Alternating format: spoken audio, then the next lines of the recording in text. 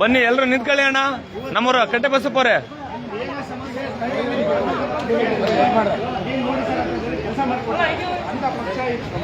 ನಿನ್ಸ್ಕೊಳ್ಳಿ.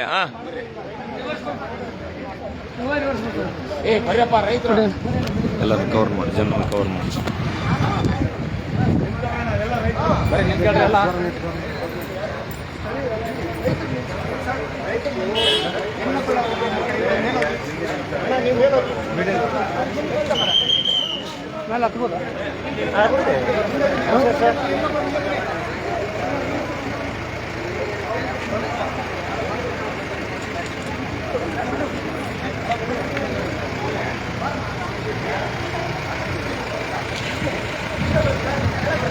ರೈತರ ವಿವಿಧ ಬೇಡಿಕೆಗಳು ಈಡೇರಲೇಬೇಕು.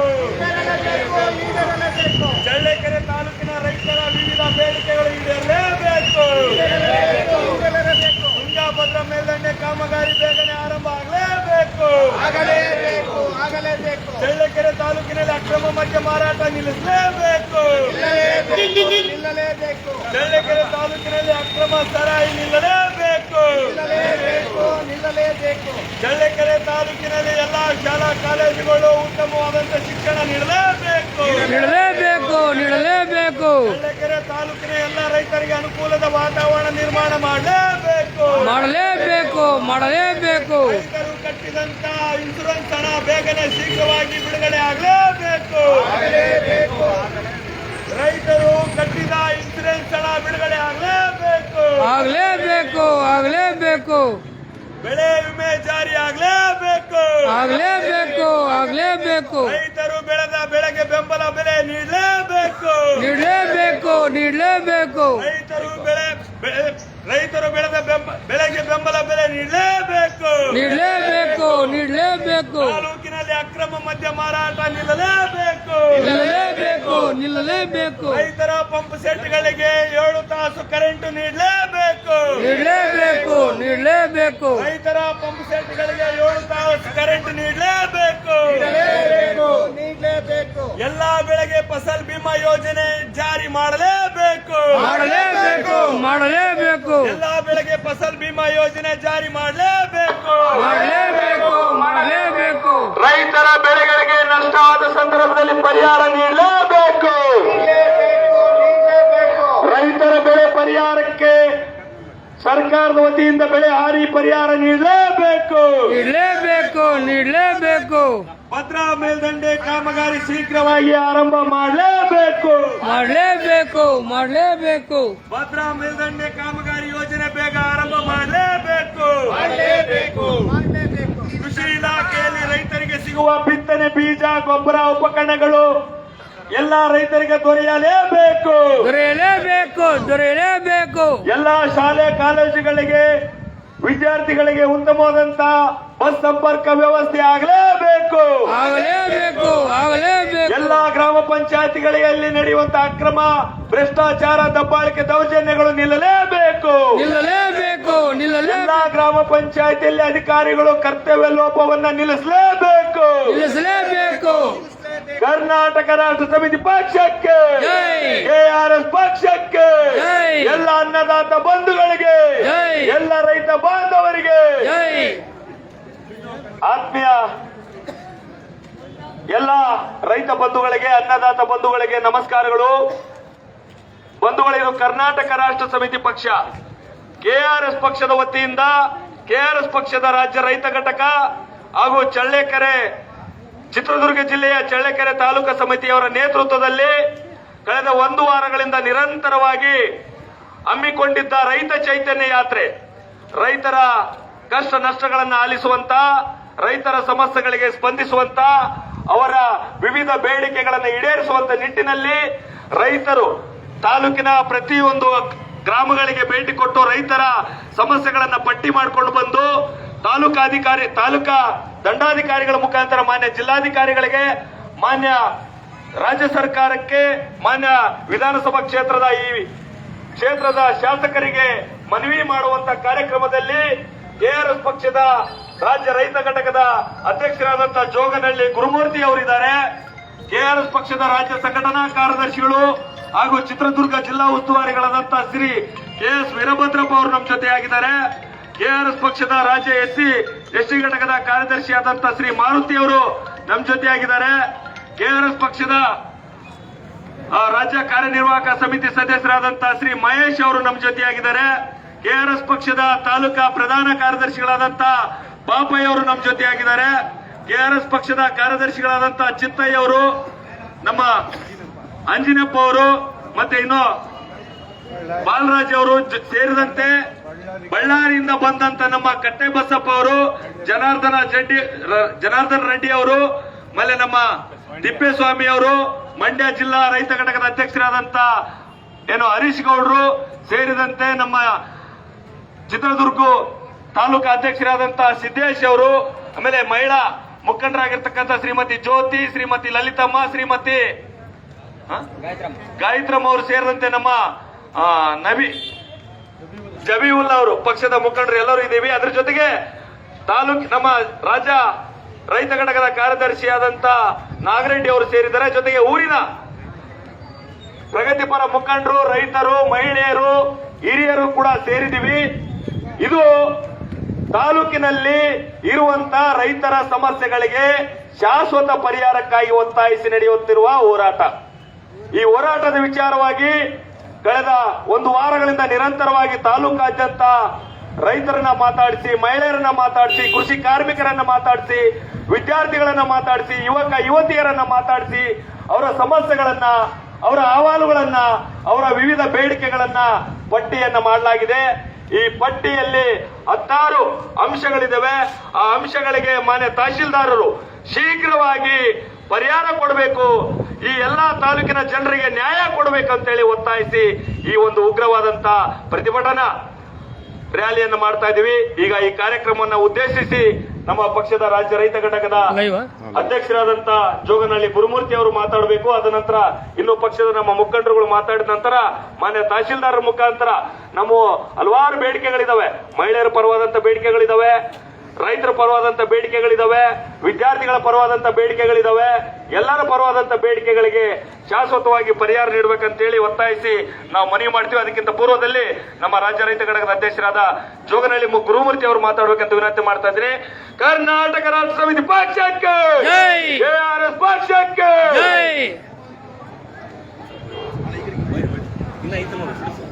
ಅಲ್ಲೇ ಮಾತಾಡ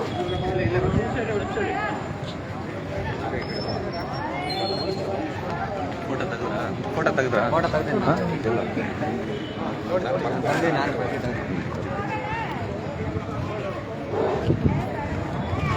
ಕ್ರಾಸ್ ಮೇಲೆ ತೆಗಿರ್ತಾರೆ, ಚೆನ್ನಾಗಿ ಭಾಳ ಜನ ಬರ್ತಾರೆ. ಆಯ್ತು, ಬೇಗ ಬೇಗ.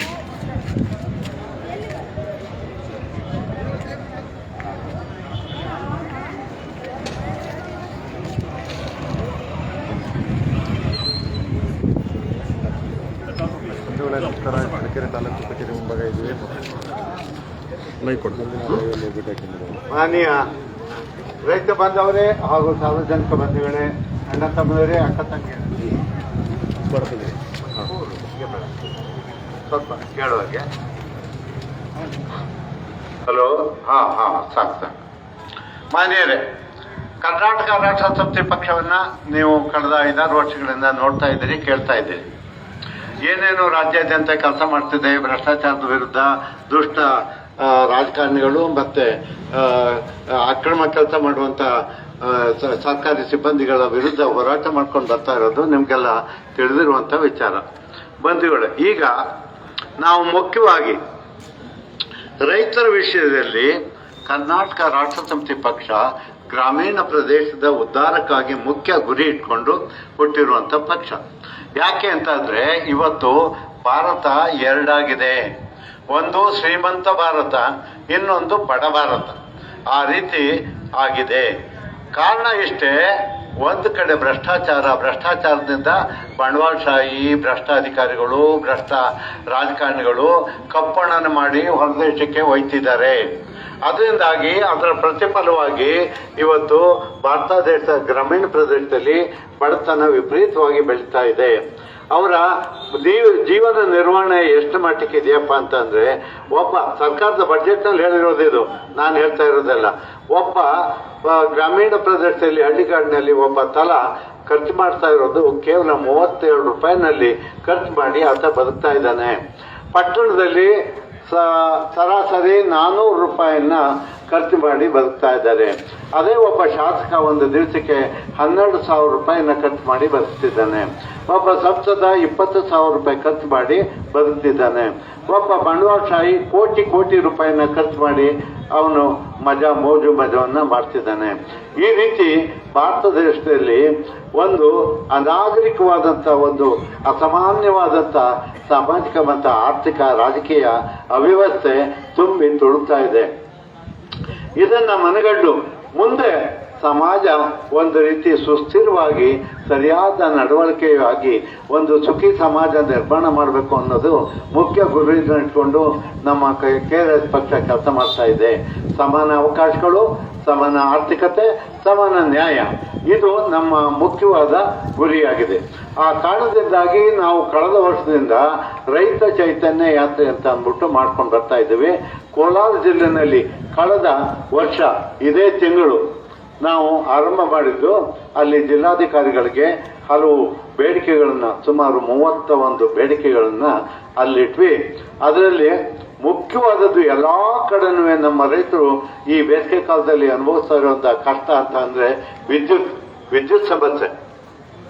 ಅಲ್ಲೂ ಅಷ್ಟೇ, ನಿಮಗೆ ಗೊತ್ತಿದೆ, ಬೆಂಗಳೂರಿನಲ್ಲಿ ಮುಖ್ಯವಾಗಿ ರೇಷ್ಮೆ ಮತ್ತೆ ತರಕಾರಿನ ಬೆಳೆಯುವಂತ ಜಾಗ ಅದು. ಟೊಮೆಟೊ ರಾಜಧಾನಿ ಅದು. ಅಷ್ಟೊಂದು ಟೊಮೆಟೊ ವಿದೇಶಕ್ಕೆ ಹೋಗ್ತದೆ, ಅಲ್ಲಿಂದ ಅಷ್ಟೊಂದು ತರಕಾರಿ ಬೆಳೀತಾರೆ. ಅಲ್ಲಿ ವಿದ್ಯುತ್ತಿನ ಕೊರತೆ ತುಂಬಾ ಇದೆ. ಅದಕ್ಕಾಗಿ ಹೋರಾಟ ಆರಂಭ ಮಾಡ್ಕೊಂಡು ಬಂದ. ಮತ್ತೆ ಅದಲ್ಲದೆ ಕೊಳಚೆ ನೀರು, ಬೆಂಗಳೂರು ಕೊಳಚೆ ನೀರು ಅಲ್ಲಿ ಕೆರೆಗಳು ತುಂಬುತ್ತಿದೆ. ಅಲ್ಲಿ ಕೆರೆ ಕಟ್ಟೆಗಳೆಲ್ಲ ಕೊಳಚೆ ನೀರಿನಿಂದ ತುಂಬಿರೋದ್ರಿಂದ ಅಂತರ್ಜಲ ಕೆಟ್ಟಿದೆ. ಜಾನುವಾರುಗಳ ಜೀವ ಅಪಾಯ ಇದೆ. ಅದು ಕೂಡ 2ನೇ ಅಂಶ ಆಗಿದ್ದು ನಾವು ಅಲ್ಲಿ ಆ ಬಗ್ಗೆ ಎಲ್ಲ ಸರ್ಕಾರ ಗಮನ ಸೆಳ್ಕೊಂಡು ಬರ್ತಾ ಇದ್ದೇವೆ. ಮೊದಲು ಕೋಲಾರ ಜಿಲ್ಲೆ, ನಂತರ ಬೆಂಗಳೂರು ಗ್ರಾಮಾಂತರ, ಮಂಡ್ಯ, ಮೈಸೂರು, ಬಳ್ಳಾರಿ, ಹೊಸಪೇಟೆ, ವಿಜಯನಗರ ಜಿಲ್ಲೆ ಮತ್ತೆ ಕೊಪ್ಪಳ, ಈ ಎಲ್ಲ ಜಿಲ್ಲೆಗಳಲ್ಲಿ ನಾವು ರೈತರ ಜಿಲ್ಲಾಧಿಕಾರಿಗಳ ಮೂಲಕ ಸರ್ಕಾರದ ಗಮನವನ್ನ ಸೆಳೆದಿದ್ದೇವೆ. ಯಾವ್ಯಾವ ಅಂಶಗಳಲ್ಲಿ ರೈತರಿಗೆ ಬದುಕನ್ನ ನೀಡುವಂತ ಒಂದು ಸುಸ್ಥಿರ ಬದುಕನ್ನು ನೀಡುವಂತ ಒಂದು ವ್ಯವಸ್ಥೆಯನ್ನು ನೀವು ಮಾಡಬೇಕಾಗಿದೆ ತತ್ಕ್ಷಣಕ್ಕೆ ಅನ್ನೋದನ್ನ ಅವ್ರ ಗಮನಕ್ಕೆ ತಂದಿದ್ದೀವಿ. 1 ವರ್ಷ ಆಯ್ತು. ಅದರಲ್ಲಿ ವಿದ್ಯುತ್ ಸಮಸ್ಯೆ ಹೋದ ವರ್ಷ ಏನೋ ಒಂಚೂರು ಬಗೆಹರಿಸಿದ್ರು. ಆದರೆ ಈ ವರ್ಷ ಬೇಸಿಗೆ ಆರಂಭ ಆಯ್ತಿದ್ದಕ್ಕೆ ಮತ್ತೆ ಸಮಸ್ಯೆ ಇದಾಗಿದೆ. ಮೋಟರು ವೋಲ್ಟೇಜ್ ಇಲ್ಲದೆ ಗ್ರಾಮೀಣ ಪ್ರದೇಶದಲ್ಲಿ ಕೃಷಿ ಪಂಪ್ ಸೆಟ್ಗಳು ಚಾಲು ಆಗ್ತಾ ಇಲ್ಲ. ಇದು ದೊಡ್ಡ ತಲ್ಲವಾಗಿದೆ. ಇವತ್ತು ಬೆಳೆ ಎಲ್ಲ ಬಂದು ಕಟಾವಿಗೆ ನಿಂತಿದೆ. ಇಂಥ ಟೈಮ್ನಲ್ಲಿ ನೀರು ಇಲ್ಲದೆ ಹೋದ್ರೆ ರೈತ ಏನ್ ಮಾಡಬೇಕು? ಇದು ಯಾರು ಗಮನಿಸಬೇಕು? ಇದಕ್ಕೋಸ್ಕರ ನಾವು ಮುಖ್ಯವಾಗಿ ಈ ಚಳ್ಳಕೆರೆ ಜಿಲ್ಲೆನ ನಾವು ಆಯ್ಕೆ ಮಾಡ್ಕೊಂಡಿದ್ದು ಮುಖ್ಯ ಸಮಸ್ಯೆ ಇದಾಗಿದೆ. ಮತ್ತೆ ಇದಲ್ಲದೆ ನಾವು 1 ತಿಂಗಳ ಹಿಂದೆ ನೇರವಾಗಿ ಸಿದ್ದರಾಮಯ್ಯನವರಿಗೆ ಪತ್ರ ಬರೆದು ಇಂಥವೆಲ್ಲ ತುರ್ತಿನ ಸಮಸ್ಯೆಗಳನ್ನ ಹೋದ ವರ್ಷ 1-2-3 ಸಮಸ್ಯೆಗಳನ್ನ ಬಗೆಹರಿಸಿದ್ರಿ. ಈ ವರ್ಷ ಕೂಡ ಅಂಥದ್ದೇ ಸಮಸ್ಯೆಗಳು ಮತ್ತೆ ಉಟ್ಕೊಂಡಿದ್ದಾವೆ. ಅವನ್ನ ಬಗೆಹರಿಸಿ ಅಂತ ಅಂದ್ಬಿಟ್ಟು ಸಿದ್ದರಾಮಯ್ಯನವರಲ್ಲಿ ಅರಿಕೆ ಮಾಡ್ಕೊಂಡಿದ್ದೇವೆ. ಅವರು ಅಂಚೆ ಮೂಲಕ ನಾವು ಕಳಿಸಿದ್ದೇವೆ. ಇದಲ್ಲದೆ ನಾವು ಕಳೆದ ವಿಂಟರ್ ಅಂದ್ರೆ ಚಳಿಗಾಲದ ಅಧಿವೇಶನ ಸಂದರ್ಭದಲ್ಲಿ ಕೃಷಿ ಮಂತ್ರಿಯನ್ನ ಕರೆಸಿ ನಾವು ಅಲ್ಲಿ ಬೆಳಗಾಂನಲ್ಲಿ ನಾವು 100 ಜನ ಸೇರಿ ಅವ್ರಿಗೆ ಕೆಲವು ವಿಚಾರಗಳಲ್ಲಿ ಮನವಿಯನ್ನ ಮಾಡಿಕೊಟ್ಟಿದ್ದ. ಇಂಥ ತುರ್ತಿನ ವಿಚಾರಗಳಲ್ಲಿ ನೀವು ಬೇಗ ತೀರ್ಮಾನ ತಗೊಂಡು ರೈತರಿಗೆ ಸಮಸ್ಯೆಯನ್ನ ಬಗೆಹರಿಸಿ. ಇದರಲ್ಲಿ ಇನ್ನೊಂದು ಗುರುತರವಾದಂತ ಒಂದು ಸಮಸ್ಯೆ ಏನಪ್ಪಾ ಅಂತ ಅಂದ್ರೆ, ತೀವ್ರತರವಾದ ಸಮಸ್ಯೆ ಈ ಮೈಕ್ರೋ ಫೈನಾನ್ಸ್ ನಲ್ಲಿ ಬಡವರು ಬಗ್ಗರು ಅಲ್ಪ ಸ್ವಲ್ಪ ಸಾಲ ತಗೊಂಡಿದ್ದಾರೆ. ಅವರು ಈಗ ಮೈಕ್ರೋ ಫೈನಾನ್ಸ್ನವರು ಎಗ್ಗಿಲ್ಲದೆ ಇವತ್ತು ವಸೂಲಿ ಮಾಡೋದಕ್ಕೆ ಒಂದು ಅಕ್ರಮ ಮಾರ್ಗವನ್ನ ಹಿಡ್ಕೊಂಡು ಈಗ ಮಾಡ್ತಿದ್ದಾರೆ. ಜನವನ್ನ ಹೆದರ್ಸಕ್ಕೋಸ್ಕರ ನೀನು ಸಾಲ ಕಟ್ಟು, ಇಲ್ಲದವರೇ ಇದನ್ನ ಕೆರೆ ಬಾವಿ ಬಿದ್ದು ಸತ್ತೋಗು ಅನ್ನೋ ಮಟ್ಟಕ್ಕೆ ಕೊಂಡು ಹೋಗಿದ್ದಾರೆ. ಮತ್ತೆ ಅವ್ರ ಮಕ್ಕಳನ್ನು ಕೂಡ ಹೊತ್ಕೊಂಡು ಹೋಗೋದು. ಅದು ನಮ್ಮ ಟಿ ನರಸೀಪುರ ತಾಲೂಕಿನಲ್ಲಿ ಇಂಥದ್ದೊಂದು ಆಗಿತ್ತು. ಮಗನೇ ಕಿಡ್ನಾಪ್ ಮಾಡ್ಬಿಟ್ಟಿದ್ರು. ತಕ್ಷಣ ನಾವು ಅಲ್ಲಿಂದಲೇ ಹಳ್ಳಿಯಿಂದಲೇ ಫೋನ್ ಮಾಡಿದು ನಾವು ಹಳ್ಳಿಗೆ ಹೋಗಿದ್ದು. ಅವತ್ತು ಫೋನ್ ಮಾಡಿದ್ರು. ಎಸ್ ಪಿ ಅವರು ತಕ್ಷಣ ಮಗುನ 24 ಗಂಟೆಯಲ್ಲಿ ವಾಪಸ್ ಕೊಡಿಸಿದ್ರು. ನಮಗೆ ಬಂದಿದ್ದಾರಾ? ಹಾಂ ತಹಸೀಲ್ದಾರ್ ಬಂದಿದ್ದಾರೆ. ನಮಸ್ಕಾರ ಸ್ವಾಮಿ. ಕೊಡ್ರಿ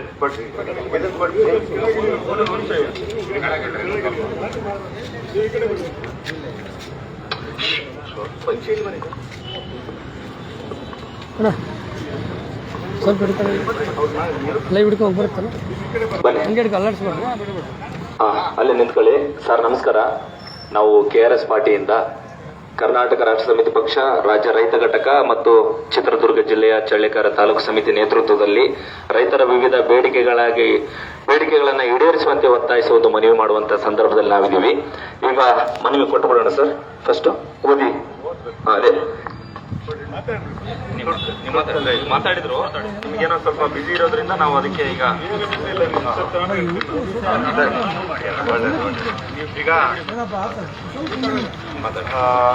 ನಾನು ತಾತ್ಪರ್ಯ ಹೇಳ್ಬಿಡ್ತೇನೆ. ಇದ್ಯಾಕೆ 36 ಅಂಶಗಳಿದ್ದಾವೆ. ಹಾಗೆ ನನಗೆ ತಲೆ ಒಳಕ್ಕೆ ರೆಕಾರ್ಡ್ ಆಗ್ಬಿಟ್ಟಿದೆ. ಅದರಿಂದ ತಾತ್ಪರ್ಯ ಹೇಳ್ಬಿಡ್ತೇನೆ. ಮಾನ್ಯ ಬಂಧುಗಳೇ, ನಾವು ಈಗ ಮಾನ್ಯ ತಹಸೀಲ್ದಾರ್ ಅವರಿಗೆ ಚಳ್ಳಕೆರೆ ತಾಲೂಕು ಚಿತ್ರದುರ್ಗ ಜಿಲ್ಲೆ ಇವರಿಗೆ ಕೊಡ್ತಾ ಇರುವಂತ ಮನವಿ ಮುಖ್ಯವಾಗಿ ಗ್ರಾಮೀಣ ಪ್ರದೇಶದಲ್ಲಿ ಬಡತನ ವಿಪರೀತ ಆಗಿದೆ. ನಾನೀಗ ಅದನ್ನ ವಿವರಿಸಿದ್ದೇನೆ, ಯಾವ್ಯಾವ ಕಾರಣಕ್ಕೋಸ್ಕರ ಬಡತನ ಬೆಳೀತದೆ ಅನ್ನೋದನ್ನ ಹೇಳಿದ್ದೇನೆ. ಅದಕ್ಕೆ ಮತ್ತೆ ಎಷ್ಟು ಯಾವ ಪ್ರಮಾಣದಲ್ಲಿದೆ ಅಂದ್ರೆ, ನಮ್ಮ ಗ್ರಾಮೀಣ ಪ್ರದೇಶದ ಯುವಕರಿಗೆ 40 ವರ್ಷ ಆಗಿದೆ, ಹೆಣ್ಣು ಮಕ್ಕಳು ಕೊಡ್ತಾ ಇಲ್ಲ ಕಣ್ರಿ ಯಾರುವೆ. ಬಡತನ ಯಾವತ್ತು ನ್ಯಾಡಕ್ಕೋತಾರ. ನನ್ನ ಅಳಿಯ, ನನ್ನ ಮಗಳು ವಿಧವೆ ಐತಾಳೆ ಅನ್ನೋ ಕಾರಣಕ್ಕೆ ಯಾರುವೆ ಹೆಣ್ಮಕ್ಳು ಕೊಡ್ತಾ ಇಲ್ಲ. 40 ವರ್ಷ ಆಗಿದ್ರು ಮದುವೆ ಆಗಕ್ಕಾಗಿಲ್ಲ. ಇದು ಘೋರ ದುರಂತ ಅಲ್ವಾ ಇದು? ನಾವು ನೀವು ಎಲ್ಲರೂ ಯೋಚನೆ ಮಾಡಬೇಕಾದಂಥ ವಿಚಾರ. ಅಷ್ಟೊಂದು ಹಾಳಾಗಿದೆ ಸಮಾಜ. ಇದಕ್ಕೋಸ್ಕರ ನಾವೇನು ಹೇಳ್ತಾ ಇದ್ದಾವೆ ಅಂದ್ರೆ, ಗ್ರಾಮೀಣ ಪ್ರದೇಶದಲ್ಲಿ ಹಣದ ಹರಿವು ಚಲಾವಣೆ ಕಡಿಮೆ ಆಗಿದೆ. ಇದಕ್ಕೆ ತುರ್ತಾಗಿ ಬಡವರಿಗೆ ಯಾವ ಆಧಾರ ಭದ್ರತೆ ಕೇಳಿದೈತಿ 1 ಲಕ್ಷ ರೂಪಾಯಿ ಒಂದು ಕುಟುಂಬಕ್ಕೆ ಸಾಲವನ್ನ ತುರ್ತಾಗಿ ಕೊಡಿ. ಎರಡನೇದಾಗಿ ರೈತರ ಸಾಲ 20 ವರ್ಷದಲ್ಲಿ ಎಷ್ಟು ಕೊಡ್ತಿದ್ರು? ಬೆಳೆ ಸಾಲ ಅಂತ 75-60 ಎಕರೆ ಕೊಡ್ತಾ ಇದ್ರು. ಅದ್ರ ಬದಲು ಅದನ್ನ ದ್ವಿಗುಣಗೊಳಿಸಿ ಒಂದು 75,000 ಬದಲು 1.5 ಲಕ್ಷ ಬೆಳೆ ಸಾಲನ ದ್ವಿಗುಣ ಮಾಡಿ ಅಂತ ಕೇಳ್ತಾ ಇದ್ದೀವಿ. ತಪ್ಪೇನಿಲ್ಲ ಅದರಲ್ಲಿ. ಅದಲ್ಲದೆ ನಾವು ಬೆಳೆದಂಥ ಪದಾರ್ಥಗಳಿಗೆ ನ್ಯಾಯವಾದಂಥ ಬೆಲೆಯನ್ನು ಕೊಡುವಂಥ ಒಂದು ತೀವ್ರವಾದಂಥ ಇದನ್ನ ಮಾಡಿ ಕ್ರಮ ತಗೊಳ್ಳಿ. ಆಮೇಲೆ ನಾವು ಬೆಳೆದಂಥ ತರಕಾರಿಗಳಿಗೆ ತಕ್ಷಣದಲ್ಲೇ ಮಾರುಕಟ್ಟೆ ಬಿದ್ದೋಯ್ತು ಅಂದ್ರೆ ಅಡ್ಡಾದಿಡ್ಡಿ ಬೆಲೆಗೆ ಇಲ್ಲ ರಸ್ತಲ್ಲಿ ಸುರಿದೋಯ್ತಾರೆ, ಇಲ್ಲ ಅಡ್ಡಾದಿಡ್ಡಿ ಬೆಲೆ ಕೊಟ್ಟೋಯ್ತಾರೆ. ಇದನ್ನು ತಪ್ಪಿಸ್ಬೇಕು ಅಂತಾದ್ರೆ ಎಲ್ಲಿ ಶೈತ್ಯಾಗಾರಗಳನ್ನ, ಎಲ್ಲೆಲ್ಲಿ ಹೆಚ್ಚು ತರಕಾರಿ ಬೆಳೀತಾರೆ ಅಲ್ಲಿ ಶೈತ್ಯಾಗಾರಗಳನ್ನ ಮಾಡಿ ಅದಕ್ಕೆ ತರಕಾರಿನ ಇಡೋದಕ್ಕೆ ಸ್ವಲ್ಪ ದಿವಸ ನಾವು ಇಡೋದಕ್ಕೆ ಕ್ರಮ ತಗೊಳ್ಳಿ. ರೈತರು ಬಂದಂತ ಮಾರುಕಟ್ಟೆ ಬಂದಂತ ಸಂದರ್ಭದಲ್ಲಿ ವಿಶ್ರಾಂತಿ ಗೃಹ ಅಂತ ಅಲ್ಲಲ್ಲೇ ಕೃಷಿ ಮಾರುಕಟ್ಟೆ ಹತ್ರ ಕಟ್ಟಿ. ಮತ್ತೆ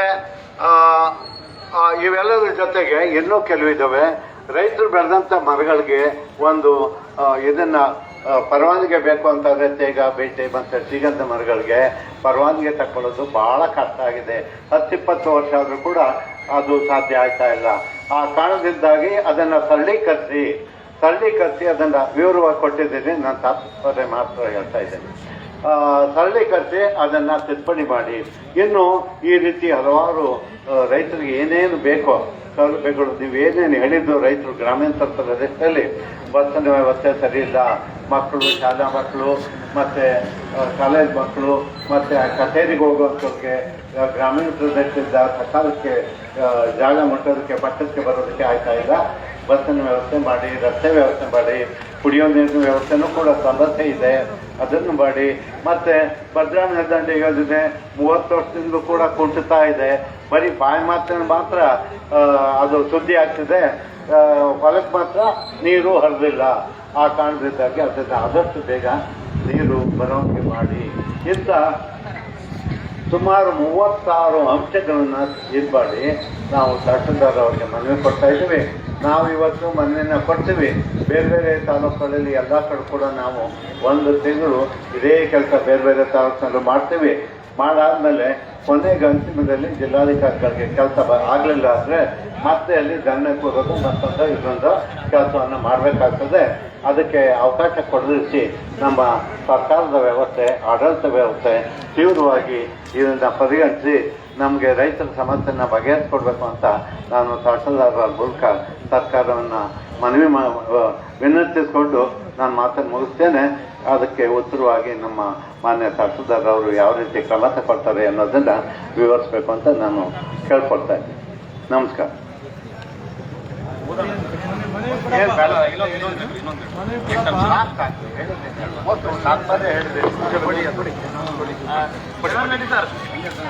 ಫೋಟೋ ತೆಗೀರಿ ಒಂದು ಫೋಟೋ ತೆಗಿಬೇಡ.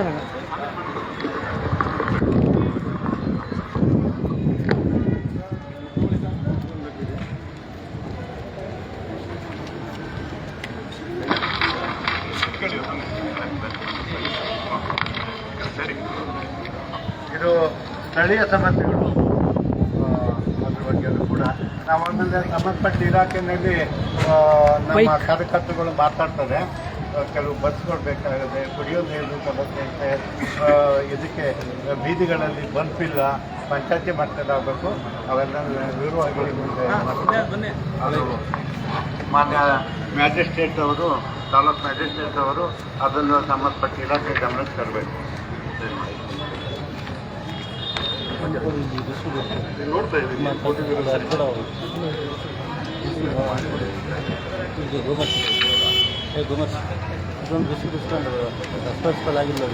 ಅದು ಒಳಗಡೆ ಹೋಗೋಣ, ಚೇಂಬರಲ್ಲಿ ಮಾತಾಡೋಣ. ಹೋಗಿ ಇಲ್ಲಿ ಬೇಡ, ಎಲ್ಲರ ಸಮಸ್ಯೆಗಳು ಚೇಂಬರಲ್ಲಿ ಮಾತಾಡೋಣ. ಬಗರಿಕೂಟ ಐತಲ್ಲ ಮಾತಾಡ್ತಾರೆ.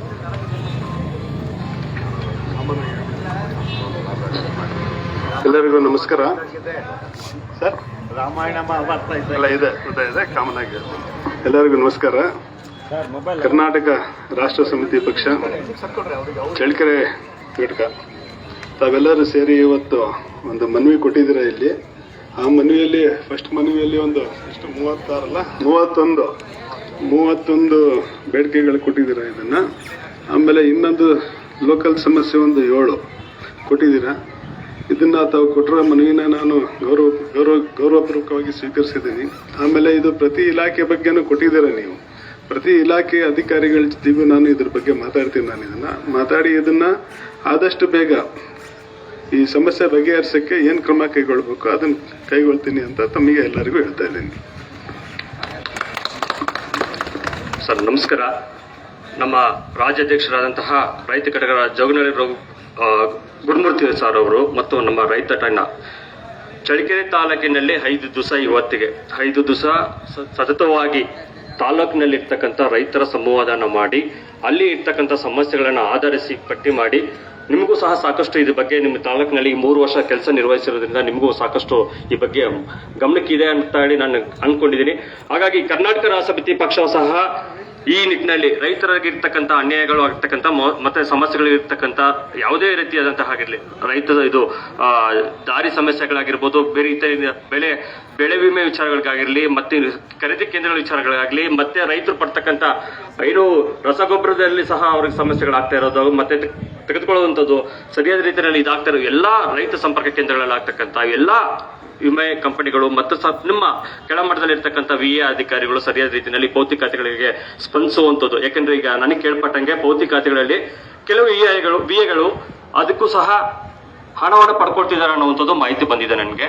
ನಾನು ಅವರಿಗೆ ಮೌಖಿಕವಾಗಿ ಹೇಳಿದ್ದೀನಿ, ದಯವಿಟ್ಟು ತಗೊಂಬೇಡಿ, ಇದು ಸರ್ಕಾರಗಳೇ ಕೆಲವೊಂದು ಕಾರ್ಯಕ್ರಮಗಳನ್ನು ರೂಪಿಸಿ ಅದನ್ನು ಮಾಡಿಕೊಡಿ ಅಂತ, ಕಾಲ ನಿಯಮಿತಗಳನ್ನು ಮಾಡಿಕೊಡಿ ಅಂತ ಅದು ರೂಪಿಸಿದ್ದಾರೆ. ಹಾಗಾಗಿ ಈ ನಿಟ್ಟಿನಲ್ಲಿ ನೀವು ಸಹ ಈ ರೈತರು ಆಗಿರ್ತಕ್ಕಂಥ ನಮ್ಮ ರೈತ ಘಟಕದಿಂದ ಒಂದು ಪರ್ಯಟನೆ ಮಾಡಿರುವಂತಹ ತಾಲೂಕಿನಲ್ಲಿ ಪರ್ಯಟನೆಗಳು ಇನ್ನೂ ಉಳಿದಂತ ಚಿತ್ರದುರ್ಗ ಜಿಲ್ಲೆಯಲ್ಲಿ ಹಲವಾರು ತಾಲೂಕುಗಳು ಸಹ ಭೇಟಿ ಕೊಡ್ತಾರೆ. ಇವೆಲ್ಲವೂ ಸಹ ಆ ತಾಲೂಕಿನಲ್ಲಿ ತಹಸೀಲ್ದಾರ್ ಗಮನಕ್ಕೆ ತರುವಂತದ್ದು ಮಾಡ್ತಾ ಇದೀವಿ. ಈ ನಿಟ್ಟಿನಲ್ಲಿ ದಯವಿಟ್ಟು ಪ್ರಾಮಾಣಿಕವಾಗಿ ರೈತರಿಗೆ ಇಲ್ಲಿ ಕೊಟ್ಟಿರುವಂತಹ ಸಮಸ್ಯೆಗಳನ್ನ ದಯವಿಟ್ಟು ಅದನ್ನ ಬಗೆಹರಿಸಿಕೊಡ್ಬೇಕು ಅಂತ ತಮ್ಮಲ್ಲಿ ಕರ್ನಾಟಕ ರಾಷ್ಟ್ರ ಸಮಿತಿ ಪಕ್ಷ ವತಿಯಿಂದ ಮನವಿ ಮಾಡ್ತಾ ಇದ್ದೀವಿ. ಒಂದು ಒಳ್ಳೆ ವಿಷಯ ಹೇಳಿದ್ರಿ ತಾವು. ಈ ಭೌತಿ ಬದಲಾವಣೆ ಬಗ್ಗೆ ರೈತರಿಗೆ ಸಮಸ್ಯೆ ಆಗ್ತಾ ಇದೆ ಅಂತ ಹೇಳಿದ್ರಿ. ಈಗ ಯಾರೋ ನಮ್ಮ ಗ್ರಾಮ ಲೆಕ್ಕಾಧಿಕಾರಿಗಳು ಯಾರನ್ನೋ ಹಣ ಕೇಳ್ತಿದ್ದಾರೆ ಅಂತ ಹೇಳಿದ್ರು. ಒಂದು ಕೆಲಸ ಮಾಡಿತ್ತಾವು ಯಾರಾದ್ರೂ ಆ ಥರ ಕೇಳಿದ್ರು ಅಂದ್ರೆ ನನಗೆ ಅದು ಪರ್ಟಿಕ್ಯುಲರ್ ಪ್ಲೇಸ್ ತಂದು ಕೊಡ್ರಿ, ಇಮಿಡಿಯೇಟ್ ಆಗಿ ಆಕ್ಷನ್ ತಗೊಂತೀವಿ ಅವ್ರ ಮೇಲೆ. ಆಮೇಲೆ ಇನ್ನೊಂದು ವಿಷಯ ಹೇಳ್ತೀನಿ ತಮಗೆ, ತಾವು ಆದಷ್ಟು ಸ್ವಲ್ಪ ರೈತರ ಹತ್ರ ಸ್ವಲ್ಪ ಏನೋ ಮನವರಿಕೆ ಮಾಡಿಕೊಡ್ಬೇಕು ಅವರಿಗೆ. ಏನಾಗಿದೆ ಅಂದ್ರೆ ಈಗ ಹೊಸದಾಗಿ ನಮ್ಮಲ್ಲಿ ಈ ಪೌತಿ ಅಂತೇಳಿ ಸ್ಟಾರ್ಟ್ ಮಾಡಿದ್ದೀವಿ. ಈ ಪೌತಿ ಅಂತ ಏನಂದ್ರೆ ರೈತ ಬಂದು ನಮಗೆ ಅರ್ಜಿ ಕೊಡೋ ಅವಶ್ಯಕತೆ ಇಲ್ಲ, ನಮ್ಮ ವಿಲೇಜ್ ಅಕೌಂಟೆಂಟೇ ಅವ್ರ ಹತ್ರ ಹೋಗ್ತಾ ಇದ್ದಾರೆ. ಈಗ ಏನಾಗಿದೆ ಅಂದ್ರೆ ನಮ್ಮಲ್ಲಿ ಈ ಸತಿ ಆಧಾರ್ ಸೀಡಿಂಗ್ ಅಂತ ಏನ್ ಮಾಡಿದ್ರಲ್ಲ ಪಾಣಿಗೆ, ಅದರಲ್ಲಿ 37,000 ಜನ ಡೆತ್ ಆಗಿದ್ದಾರೆ ಅಂತೇಳಿ ಅದರಲ್ಲಿ ಸ್ವಲ್ಪ ಸರಿನೂ ಇರ್ಬೋದು ತಪ್ಪು ಇರ್ಬೋದು, ಬಟ್ ಅದ್ರಾಗ ಒಂದು 50% ಅಂದ್ರೂ ಒಂದು 20,000 ಜನ ರೈತರು ಇರ್ತಾರೆ. ಅವರಿಗೆ ಭೌತಿ ಬದಲಾವಣೆ ಅವಶ್ಯಕತೆ ಇದೆ. ಈಗ ನಾವು ಅಲ್ಲಿಗೆ ಹೋಗ್ತಾ ಇದ್ದೀವಿ, ಮನೆಗೆ ಹೋಗ್ತಾ ಇದ್ದೀವಿ. ಮತ್ತೆ ಮೊನ್ನೆ ಮಿನಿಸ್ಟರ್ನು ಟಾರ್ಗೆಟ್ ಕೊಟ್ಟಿದ್ದಾರೆ. ಏನಂತ ಅಂದ್ರೆ ಪ್ರತಿ ಗ್ರಾಮ ಲೆಕ್ಕಾಧಿಕಾರಿ ಸರ್ಕಲಿಗೆ 100 ಮಾಡಲೇಬೇಕು ಭೌತಿ ಬದಲಾವಣೆ, ತಿಂಗಳಿಗೆ 100 ಮಾಡಲೇಬೇಕು ಅಂತ ಡೈರೆಕ್ಷನ್ಸ್ ಕೊಟ್ಟಿದ್ದಾರೆ. ಪ್ರತಿ ಮೀಟಿಂಗ್ ಅಲ್ಲೂ ನಾವು ಅದನ್ನೇ ಹೇಳ್ತಾ ಇದ್ದೀವಿ. ನಾವು ಟಾರ್ಗೆಟ್ ಕೊಟ್ಟಿದ್ದು 100, ಆ 100ರಲ್ಲಿ ನಮ್ದಾಗಿರೋದು ತಿಂಗಳಿಗೆ ಪ್ರತಿ 65 ಮಾಡಿದ್ದಾರೆ ನಮ್ಮಲ್ಲಿ ಇಲ್ಲಿವರೆಗೂ. ಅದನ್ನ ಈ ತಿಂಗಳಿಂದ 100 ಮಾಡ್ರಿ ಅಂತ ನಾವು ಅವ್ರಿಗೆ ಹೇಳಿದೀವಿ. ಇಲ್ಲಿ ಸಮಸ್ಯೆ ಏನಾಗ್ತಿದೆ ಅಂದ್ರೆ ಈಗ ತಂದೆ ತೀರ್ಕೊಂಡಿರ್ತಾರೆ, 4 ಜನ ಮಕ್ಳು ಇರ್ತಾರೆ, 2 ಗಂಡು ಮಕ್ಕಳು 2 ಹೆಣ್ಮಕ್ಳು ಇರ್ತಾರೆ. ಈ ಗಂಡು ಮಕ್ಳು ಏನ್ ಮಾಡ್ತಾರೆ, ಭೌತಿ ಬದಲಾವಣೆಗೆ ಒಪ್ಪಿಗೆ ಕೊಡ್ತಿದ್ದಾರೆ, ಕೆಲವರು ಕೊಡ್ತಾ ಇಲ್ಲ. ಯಾಕೆ ಅಂದ್ರೆ ಹೆಣ್ಮಕ್ಳಿಗೆ ಅದ್ರಾಗ ಸೇರಿಸ್ತಾರೆ ಅಂತೇಳಿ ಕೆಲವರು ಒಪ್ಪಿಗೆ ಕೊಡ್ತಾ ಇಲ್ಲ. ಇಂಥವು ಈ ತರವು ಸಮಸ್ಯೆಗಳಿದಾವೆ. ಸ್ವಲ್ಪ ಆದಷ್ಟು ತಾವು ಗ್ರಾಮೀಣ ಮಟ್ಟದಲ್ಲಿ ನಮ್ಮ ಕಡೆಯಿಂದ ಅಂತೂ ನಾವು ಮಾಡ್ತಾ ಇದೀವಿ. ತಾವು ಆ ಕಡೆ ಹೋದಾಗ ರೈತರಿಗೆ ಸ್ವಲ್ಪ ಈ ತರ ಭೌತಿ ಬದಲಾವಣೆ ಇದ್ರೆ ಮನವೊಲಿಸ್ರಿ ಅಂತ ನಾನು ತಮಗೆ ಹೇಳ್ತಾ ಇದ್ದೀನಿ. ಮತ್ತೆ ಕೆಲವು ಹಳೆ ಇರ್ತವೆ, ಡೆತ್ ಸರ್ಟಿಫಿಕೇಟ್ ಇಲ್ಲ ಅಂತೇಳಿ, ಅಂತದಕ್ಕೆ ಸರ್ಕಾರ ಡೈರೆಕ್ಷನ್ಸ್ ಕೊಟ್ಟಿದೆ. ಏನಂತ ಅಂದ್ರೆ ಈಗ ನೀವು ಡೆತ್ ಸರ್ಟಿಫಿಕೇಟ್ಗೆ ಇನ್ಸಿಸ್ಟ್ ಮಾಡಬೇಡ್ರಿ, ನೀವು ಮಾಜರ್ ಮೇಲೆ ಮಾಡ್ರಿ ಅಂತಾನು ಹೇಳಿದ್ದಾರೆ ನನಗೆ. ಸರಳ ಮಾಡಿದ್ದಾರೆ. ಈಗ ಆ ವಿಧಾನನ ಸರಳ ಮಾಡಿದ್ದಾರೆ. ತಾವು ಒಂದ್ ಸ್ವಲ್ಪ ಇದಕ್ಕೆ ಸಹಕರಿಸಿದ್ರೆ ಆದಷ್ಟು ಬೇಗ ನಮ್ಮಲ್ಲಿ ಏನ್ ಭೌತಿ ಬದಲಾವಣೆ ಇದಾವ ಅವು ಆದಷ್ಟು ಬೇಗ ಕಂಪ್ಲೀಟ್ ಮಾಡ್ತೀವಿ ಅಂತ ಹೇಳ್ತಾ ಇದ್ದೀನಿ. ಕೆಆರ್ಎಸ್ ಪಕ್ಷಕ್ಕೆ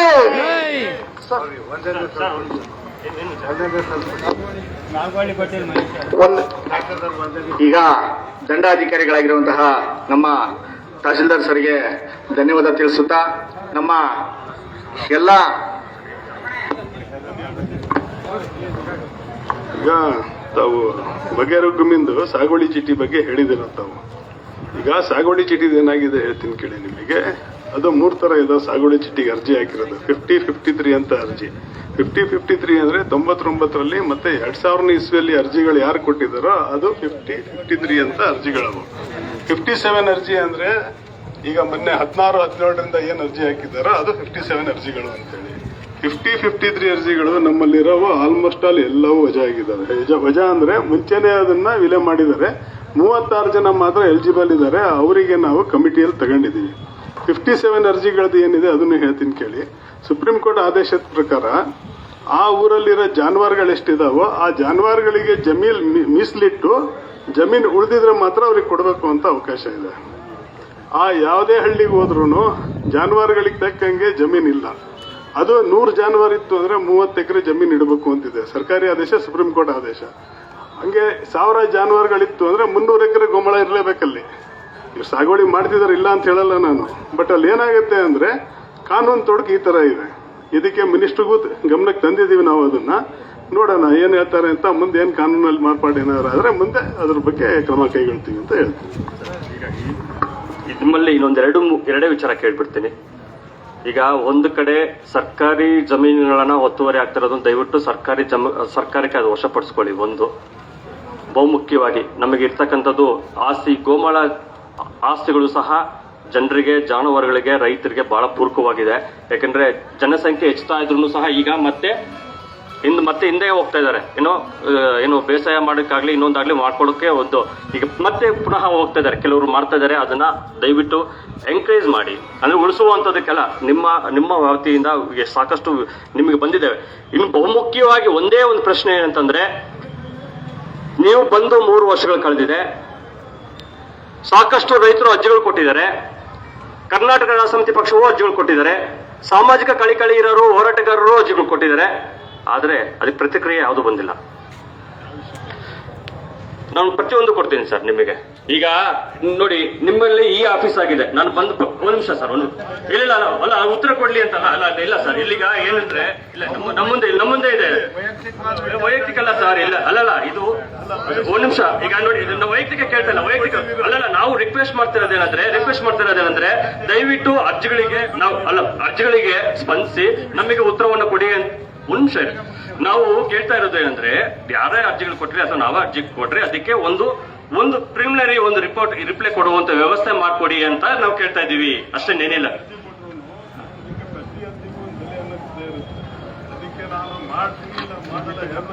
ಇದು ಕೊಟ್ಟಿದಾರಾ? ಓಕೆ. ಅಲ್ಲ, ನಾವು ರಿಕ್ವೆಸ್ಟ್ ಮಾಡ್ತಾ ಇದೀವಿ, ಆಗಿದ್ದು ಒಳ್ಳೇದು ಸರ್, ಆಗುವಂತದ್ದು ಆಗ್ಲಿ, ಒಳ್ಳೇದಾಗ್ಲಿ.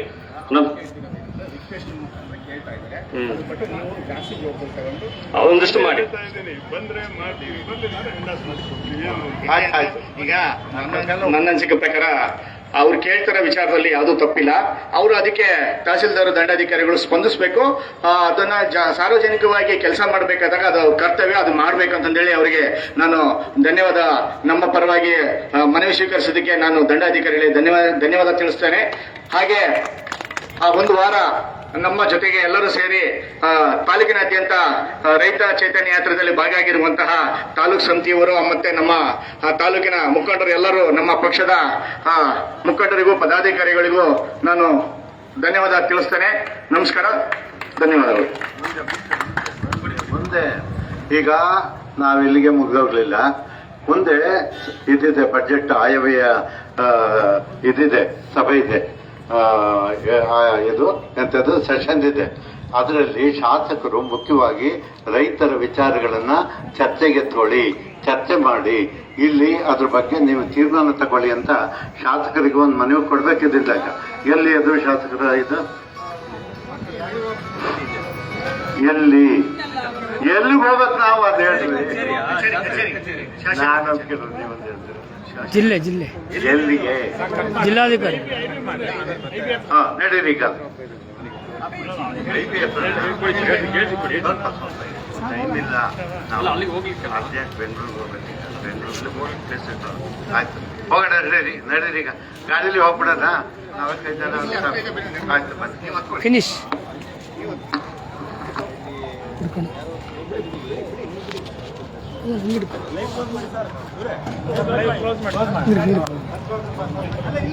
ಮಾಡೋಣ.